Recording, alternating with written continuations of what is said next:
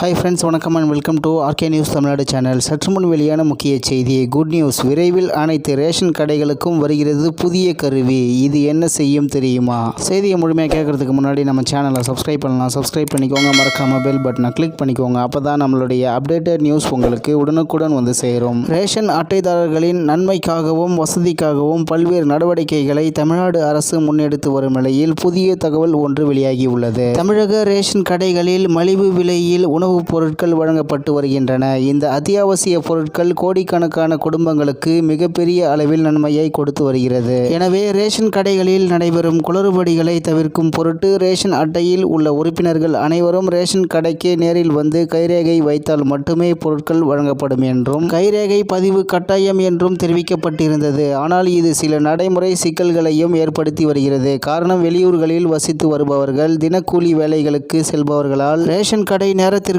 சரியாக செல்ல முடிவதில்லை. அப்படியே சென்றாலும் காத்திருந்து கைரேகை பதிவு செய்ய முடியாமல் அவதிப்பட்டு வந்தனர். அதனால்தான் கைரேகை பதிவுக்காக ரேஷன் கடைகளுக்கு வரும்படி யாரையும் கட்டாயப்படுத்தக்கூடாது என்றும் குடும்ப அட்டைதாரர்களின் வீட்டிற்கு சென்று கைரேகை பதிவு செய்யும் பணியை ஊழியர்கள் முடிக்க வேண்டும் என்றும் ரேஷன் கடை பணியாளர்களுக்கு அறிவுறுத்தப்பட்டிருந்தது. அதே சமயம் ரேஷன் அட்டைதாரர்களுக்கு பொருட்களை சரியாக விநியோகிக்க வேண்டும் என்பதற்காகவே 35,750 ரேஷன் கடைகளுக்கும் பாயிண்ட் ஆஃப் சேல் எனப்படும் விற்பனை முனைய கருவிகள் வழங்கப்பட்டுள்ளன. காரணம், கார்டுதாரர்கள் வாங்காத பொருட்களை சில ஊழியர்கள் வாங்கியது போல் கருவியில் பதிவு செய்து முறைகேடு நடப்பதாக சொல்லப்படுகிறது. மேலும் பொருட்கள் வழங்கிய உடனேயே கார்டுதாரர்களின் செல்போன் நம்பருக்கு அனுப்பப்படும் மெசேஜ் பலர் கவனிப்பது இல்லையாம். அதனால்தான் கைரேகை பதிவு மட்டுமின்றி ரசீதும் தரும் பிரிண்டர் வசதியுடன் ஒருங்கிணைந்த புதிய கருவிகள் வழங்க முடிவு செய்யப்பட்டிருக்கிறதாம். இதுவரை 2750 கடைகளுக்கு புதிய கருவிகள் வழங்கப்பட்டுள்ள நிலையில் மேலும் 1000 கடைகளுக்கு வழங்கும் பணி தீவிரமாக நடந்து வருகிறது. எப்படியும் விரைவில் பணிகள் அனைத்தும் முடிந்து